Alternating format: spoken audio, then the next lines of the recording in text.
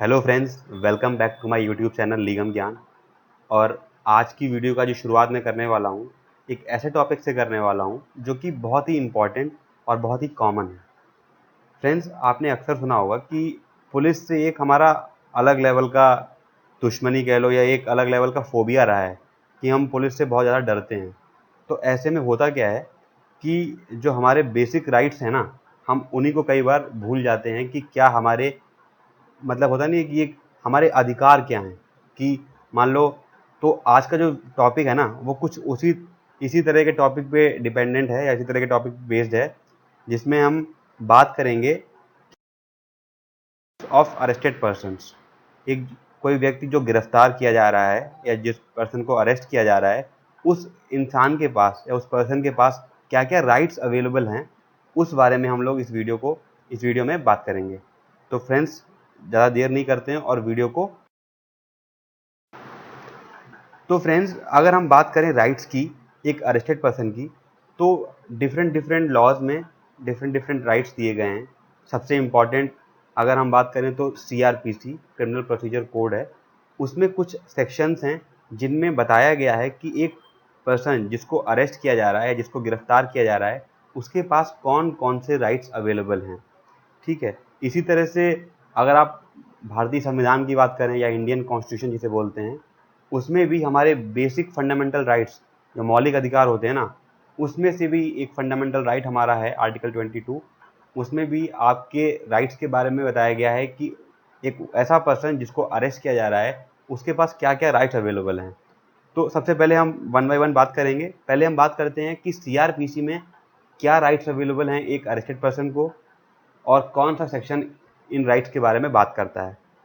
Friends, section 50 of criminal procedure code जो है, वो ये बोलता है कि right to know the ground of arrest. अब मान लीजिए किसी को अरेस्ट कर रही है पुलिस, तो उस पर्सन को पूरा पूरा एक अधिकार है कि मुझे अरेस्ट क्यों किया जा रहा है। अब अब जैसे अगर आप पूछें कि इसका क्या रीजनिंग हो सकती है कि क्यों ग्राउंड जानना जरूरी है। अब देखिए, होता क्या है कि कोई भी कुछ एक्ट होता है, कुछ भी होता है, उसके पीछे एक कारण होता है कि भाई मुझे क्यों अरेस्ट किया गया है। आप कभी भी कुछ भी करते हो तो आपको हर चीज़ के पीछे एक रीज़न चाहिए होता है कि ऐसा क्यों है। तो वहीं पे ये चीज़ अप्लाई होती है कि right to know the ground of arrest. Ground in the sense कि क्या मतलब बेस क्या है मेरी अरेस्ट करने का, मुझे अरेस्ट करने का क्या आपका क्या क्या बेसिक चीज़ क्या है कि जिसकी जिसकी वजह से मुझे अरेस्ट किया जा रहा है। अब अगर एक अक्यूज को या किसी पर्सन को जिसको अरेस्ट किया जा रहा है, जिसको गिरफ्तार किया जा रहा है, उसको अगर पता होगा कि मुझे क्यों अरेस्ट किया जा रहा है, तो वो उस हिसाब से अपना डिफेंस भी प्रिपेयर कर सकता है। मतलब जब मुझे पता ही नहीं होगा कि मैं क्यों अरेस्ट हो रहा हूँ या मेरी गिरफ्तारी क्यों हो रही है, तो मैं कैसे अपने आप को उस चीज़ से बचाऊंगा। क्योंकि किसी को गिरफ्तार कर लेना उस इंसान को कन्विक्ट कर देना नहीं होता है। मान लीजिए, अब सपोज कीजिए कि आपने शराब पी के कुछ मस्ती कर दी, कुछ कुछ इस तरह से कुछ कर दिया, तो आपको तब भी अरेस्ट किया जा सकता है। इसका मतलब ये नहीं कि आपने कोई बहुत बड़ा क्राइम किया या आपने कहीं किसी का मर्डर कर दिया है। मतलब अरेस्ट तो आपको शक के बिना पे भी किया जा सकता है ना। तो वही बात आती है कि सेक्शन 51 जो 50 का सब क्लॉज 1 जो है, वो ये बोलता है कि every one has a right to know the ground of arrest. ठीक है। इसी तरह से फ्रेंड्स, जो 50 का सेक्शन 2 है, मतलब सेक्शन 50 का क्लॉज 2 है, वो बात करता है information regarding the right to be release on bail. कहने का मतलब ये है कि जब भी पुलिस किसी को अरेस्ट करती है, तो ये पुलिस की ड्यूटी है कि उस पर्सन को बताए कि आपको बेल पे खुद की जमानत कराने का पूरा पूरा अधिकार है। कहने का मतलब ये है कि मान लीजिए कोई पर्सन अरेस्ट होता है, तो पुलिस वालों की ये ड्यूटी है कि उसको बताए कि आपके पास ये अधिकार है कि आप बेल लेके, अगर मान लीजिए बेलेबल वारंट है, तो आप बेल या बॉन्ड भर के आप जमानत करवा सकते हैं, या फिर अगर नॉन बेलेबल वारंट है तो कोर्ट की परमिशन से, कोर्ट की डिस्क्रिशन पे आप अपनी बेल जमानत करवा सकते हैं। ठीक है। इसी तरह से फ्रेंड्स, कुछ और भी सेक्शंस हैं CRPC में जो बात करते हैं राइट्स ऑफ अरेस्टेड पर्सन के बारे में। इसी तरह से फ्रेंड्स, सेक्शन 56 क्या कहता है? Person arrested to be taken before magistrate और officer in charge of police station. मतलब जैसे अब कभी किसी की अरेस्ट होती है तो क्या प्रोसीजर होता है कि मान लीजिए आपको किसी पर्सन को पुलिस ने अरेस्ट किया, तो उस पर्सन को 24 घंटे के अंदर अंदर, 24 घंटे का जो टाइम पीरियड है, इसके अंदर अंदर मजिस्ट्रेट के सामने पेश करना होता है। आपने अक्सर सुना होगा कि आसपास, मतलब एक जेनरिक टर्म में ये होता है कि उसका चालान हो गया, एक पर्सन को अरेस्ट किया, फिर पुलिस ने चालान करके उसको मजिस्ट्रेट के पास भेज दिया। जैसे आप जहाँ भी रह रहे हैं उस विसिनिटी का या उस एरिया का एक इलाका मजिस्ट्रेट होता है।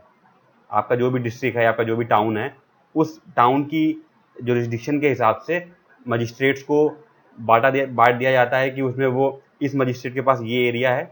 तो जब कभी किसी पर्सन की को अरेस्ट किया जाता है, तो ऐसे में क्या होता है कि जो पुलिस ऑफिसर है जिसने उसको अरेस्ट किया है, वो 24 घंटे के अंदर मजिस्ट्रेट के सामने उस पर्सन को प्रोड्यूस करना होता है कि हाँ, आपके इस इलाके में इस पर्सन को इस ग्राउंड पे अरेस्ट किया गया है। ठीक है फ्रेंड, इसके बाद आता है section 76 of CRPC. Section 76 of CRPC जो है वो कहता है person arrested to be brought before court without delay. अब इससे क्या मतलब है कि जैसे ही किसी पर्सन को अरेस्ट किया गया, उसको बिना किसी डिले के मजिस्ट्रेट के सामने लाया जाता है। अब एक क्वेश्चन उठता है कि मान लीजिए किसी पर्सन को आपने कोलकाता से अरेस्ट किया, ठीक है, और 24 घंटे का टाइम है।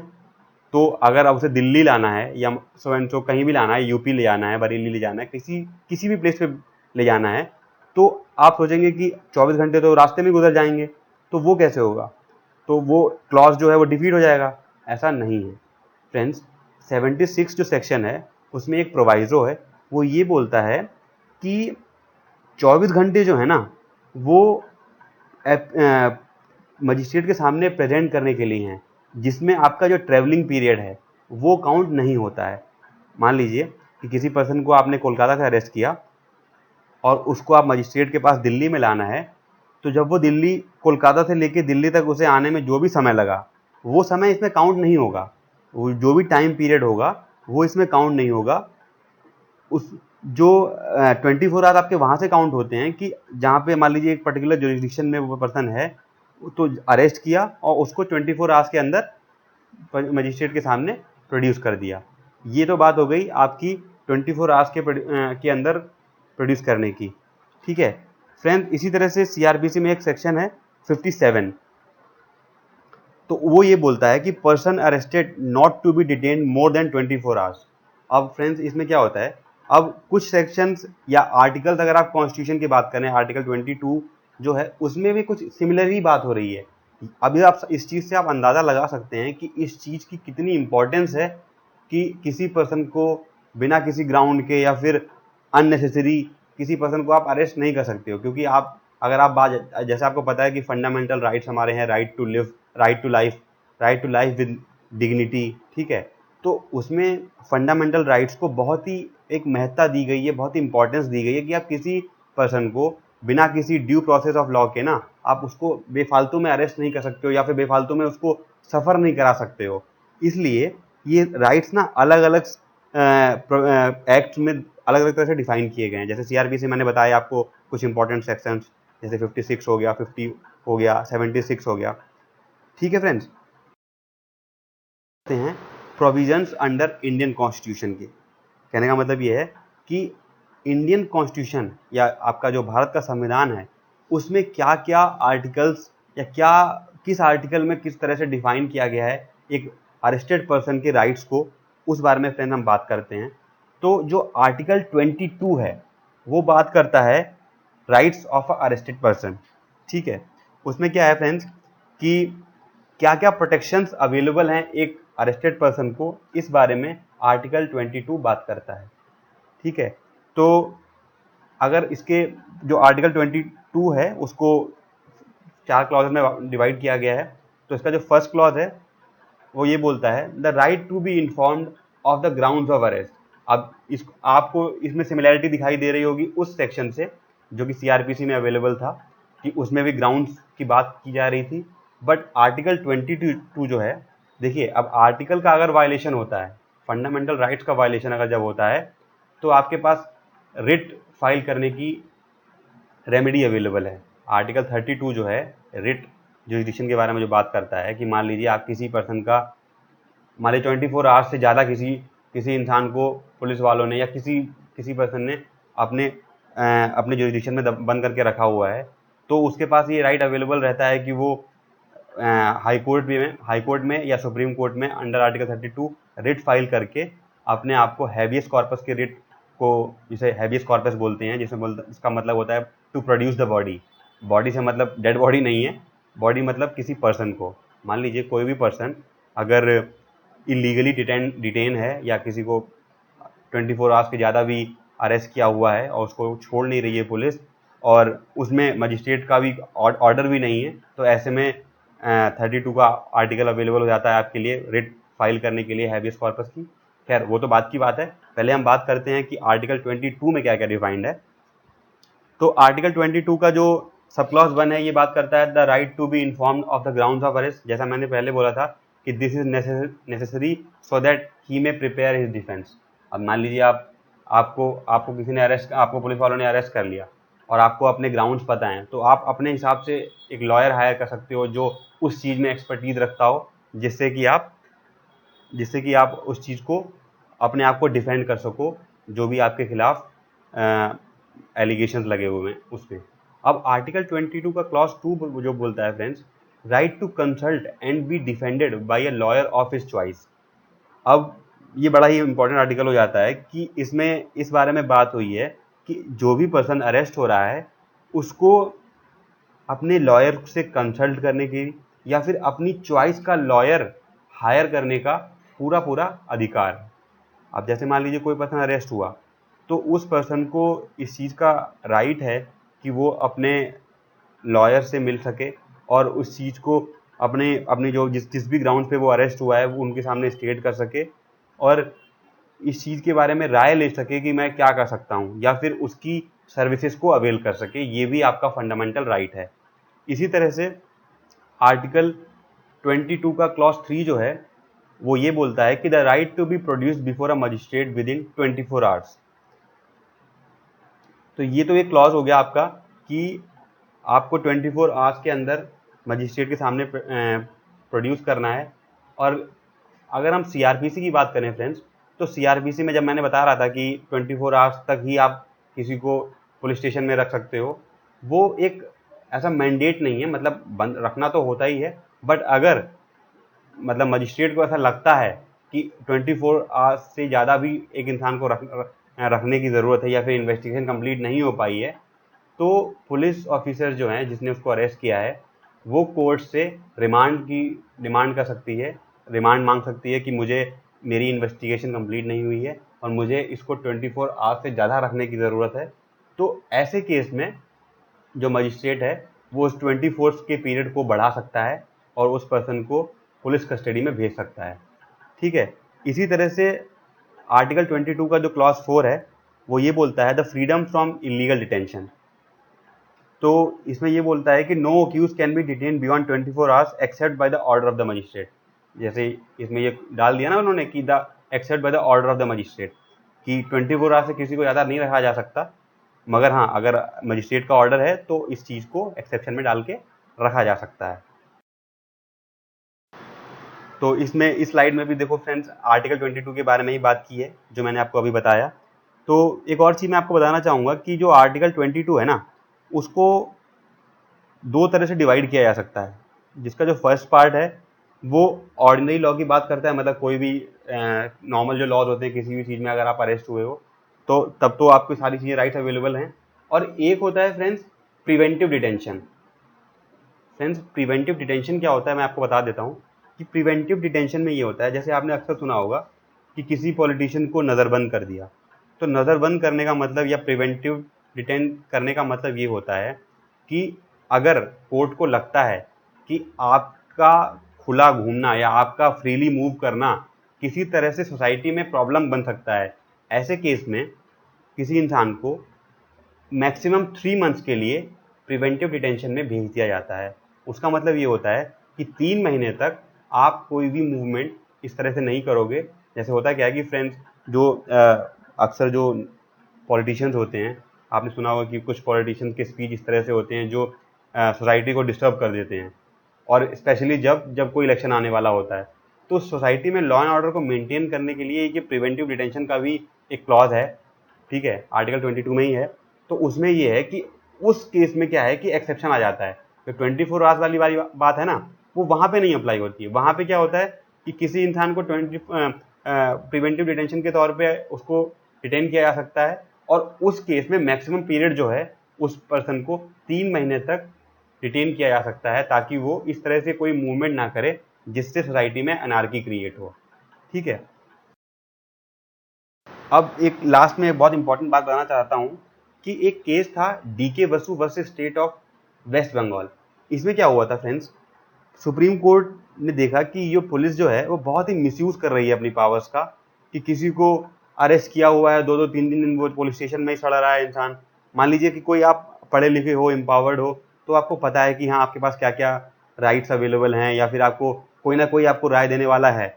बट ऐसे लोग भी होते हैं जो इलिटरेट हैं, जो पुअर्स हैं, उनको नहीं पता है कि क्या मेरे अधिकार हैं या मैं क्या कर सकता हूँ। उनके पास इतने पैसे भी नहीं है कि वो किसी लॉयर से कंसल्ट कर सकें। तो ऐसे में क्या होता है कि पुलिस वाले जो होते हैं ना, वो बहुत ही इस पावर का मिसयूज़ करते हैं। इस सारी चीज़ों को माइंड में रखते हुए सुप्रीम कोर्ट ने DK Basu versus state of West Bengal में कुछ गाइडलाइंस पास करी, जिनको फॉलो करना पुलिस के लिए एक मैंडेट है, मतलब उनको मैंडेटरी ये फॉलो करना है। अगर वो ये फॉलो नहीं करते हैं तो उनके खिलाफ डिपार्टमेंटल एक्शंस हो सकते हैं। ठीक है, उनके खिलाफ उनके जो सीनियर्स हैं वो एक्शंस ले सकते हैं कि आपने इस चीज़ को क्यों नहीं फॉलो किया। तो ये बहुत ही इंपॉर्टेंट बन जाता है। जो हमने जो बात करी सीआरपीसी में प्रोविजंस की, या हमने आर्टिकल 22 की बात करी, उस सब के अलावा DK Basu versus state of West Bengal की गाइडलाइंस जो हैं उनको भी माइंड में रखना होता है जब कभी कोई पर्सन यानी कि पुलिस ऑफिसर किसी पर्सन को अरेस्ट करता है। ठीक है, तो वो क्या गाइडलाइंस थी, अराउंड 11 गाइडलाइंस थी, और मैं क्विकली आपको बता देता हूँ कि क्या क्या गाइडलाइंस थी वो। सबसे पहली, police officer should bear clear identification and name tags with their designation. इसका मतलब ये हुआ कि मान लीजिए आप किसी को अरेस्ट करने जा रहे हैं, तो आप एक प्रॉपर ड्रेस में होने चाहिए। आपकी क्या डेजिग्नेशन है, आपके शोल्डर पे रहते हैं जैसे आपने देखा होगा पुलिस ऑफिसर की ड्रेस को, और आपका क्या नाम है वो आपको वहाँ पे एड्रेस करना है कि हाँ मैं सो एंड सो मेरा नाम है, और मैं आपको इस ग्राउंड पे अरेस्ट करने के लिए आया हुआ हूँ। ठीक है, उसी तरह से सेकेंड गाइडलाइन क्या है, police officer shall prepare a memo of arrest which shall contain signature, the time and the date of arrest. Friends, arrest memo क्या होता है, देखिए जब कभी किसी इंसान को अरेस्ट किया जाता है तो एक पुलिस ऑफिसर की ड्यूटी होती है, एक अरेस्ट मेमो प्रिपेयर किया जाता है जो कि आगे काम आता है, कि उसमें सारी डिटेल्स रहती हैं कि हमने क्यों अरेस्ट किया, किस पर्सन को अरेस्ट किया, क्या उसका एड्रेस है, या फिर किस वक्त हमने उसको अरेस्ट किया, किस दिन हमने उसको अरेस्ट किया। तो एक अरेस्ट मेमो प्रिपेयर करना भी एक मैंडेट है पुलिस ऑफिसर के लिए। ठीक है, इसी तरह से तीसरी जो गाइडलाइन है वो है कि inform the relative of friend about the arrest and the particular place. ठीक है, मान लीजिए कि सपोज करें मुझे ही कोई अरेस्ट करने आ रहा है, तो मेरा जो भी कोई नियर डियर है उसको उन्हें ये चीज़ बतानी है उनको कि मैं आपके सो एंड सो रिलेटिव को लेके जा रहा हूँ इस वजह से, तो आपके पास क्या क्या राइट्स अवेलेबल हैं। इस तरह से ये एक गाइडलाइन का एक हिस्सा है। ठीक है, उसी तरह से the time, place of arrest and venue of custody must be notified if relative lives outside the district. मान लीजिए कि मैं दिल्ली में हूँ और मैं यहाँ अरेस्ट हो जाता हूँ, और मेरे जो रिलेटिव हैं वो किसी दूसरे स्टेट, मान लीजिए यूपी में या किसी और स्टेट में हैं, तो जब मुझे अरेस्ट किया जा रहा है तो मेरे रिलेटिव्स को बताना है उनको कि मेरे को अरेस्ट करके कहाँ ले जाने वाले हैं या किस जगह रखने वाले हैं। इस चीज़ के बारे में भी मेरे रिलेटिव्स को बताना पुलिस की ड्यूटी है। ठीक है, इसी तरह से the person arrested must be made aware of his rights to have someone informed of his arrest. ये एक राइट है अरेस्टेड पर्सन का कि वो मान लीजिए अगर कि रिलेटिव्स भी दूर हैं तो वो किसी ऐसे पर्सन का, उसका कोई दोस्त या यार जो भी है, उसको वो बता सके कि हाँ मुझे अरेस्ट किया जा रहा है, ताकि उसके फ्रेंड्स को या उसके रिलेटिव्स को पता रहे कि जो पर्सन अरेस्ट हो रहा है वो कहाँ है। या फिर अब मान लीजिए बिना किसी को कुछ बताए किसी को अरेस्ट कर लिया जाए, तो ऐसे में तो कई शक उठ सकते हैं ना कि क्या पता किसी का किडनैप हो गया हो, किसी का एब्डक्शन हो गया हो। ठीक है, इसी तरह से एक गाइडलाइन है कि the arrested person has the right to consult a lawyer during interrogation. मान लीजिए होता क्या है फ्रेंड्स, जब किसी पर्सन को अरेस्ट किया जाता है किसी भी क्राइम में, किसी भी क्राइम का एलिगेशन उसके ऊपर है, जब उसको अरेस्ट किया जाता है तो वो उसको उस पर्सन को ये राइट है कि वो अपने लॉयर से कंसल्ट कर सकता है जब उससे इंटेरोगेशन हो रही है। अब इसका मतलब ये नहीं कि लॉयर हर वक्त प्रेजेंट रहेगा वहाँ पे, कि इंटेरोगेशन चल रही है साथ में लॉयर बैठा हुआ है, ऐसा पॉसिबल नहीं है। बट वो उस अपने लॉयर से कंसल्ट कर सकता है, क्योंकि अगर आप आर्टिकल 20 की बात करें इंडियन कॉन्स्टिट्यूशन की, वो ये भी बोलता है कि राइट अगेंस्ट सेल्फ इंक्रिमिनेशन। कहने का मतलब ये है कि कोई भी पर्सन इस चीज़ के लिए बाध्य नहीं है कि वो खुद को क्रिमिनली फंसा दे। मतलब एक होता है कन्फेशन, वो अब मैं डिटेल में नहीं जाऊंगा, वो काफ़ी लंबी बात हो जाएगी या फिर काफ़ी टाइम ले लेगा। बट हाँ, किसी पर्सन को आप इस चीज़ के लिए कंपेल नहीं कर सकते हो कि आप अपने खिलाफ ही गवाही दो। समझ रहे हो? सेल्फ इंक्रिमिनेशन का मतलब यही है कि आपको ये कंपेल नहीं किया जा सकता कि आप खुद को ही क्रिमिनली लायबल करा लो। ठीक है फ्रेंड्स?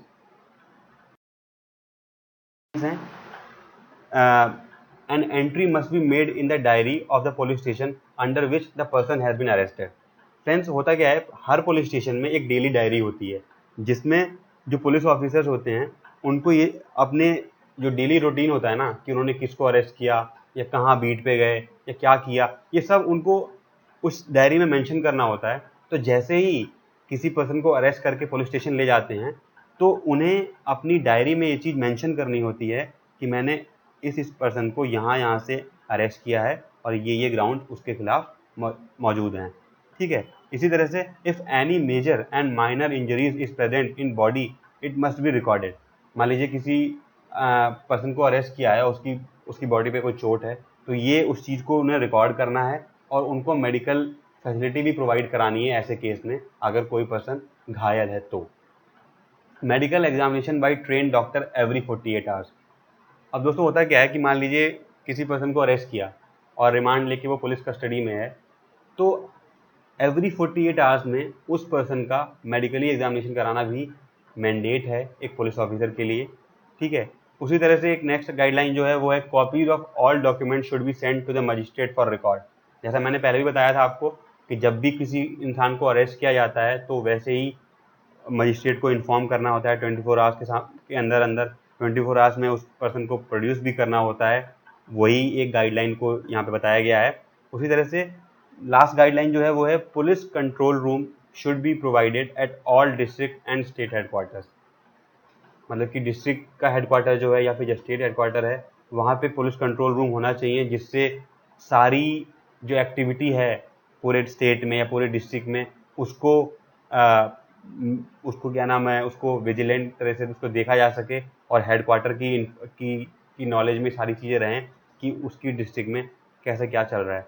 फ्रेंड्स, आई होप कि आपको ये वीडियो इन्फॉर्मेटिव लगी होगी, और अगर यह वीडियो आपको पसंद आई है तो मेरे यूट्यूब चैनल को सब्सक्राइब करें और वीडियो को लाइक करें और ज़्यादा से ज़्यादा फ्रेंड्स के साथ शेयर करें। और एक लास्ट में ये आपसे आग्रह करना चाहूँगा कि जो लॉ के बारे में जानता है उससे ज़्यादा आप उन लोगों के साथ शेयर करें जिनको कानून की इतना ज्ञान नहीं है या जिनको कानून के बारे में इतना नहीं पता है, क्योंकि किसी का अरेस्ट होना या फिर पुलिस से इंटरेक्शन होना किसी का भी हो सकता है, तो आपको उसके बारे में पता होना चाहिए। मैं आशा करता हूँ आपको ये वीडियो पसंद आई होगी। Thank you so much. Have a nice day.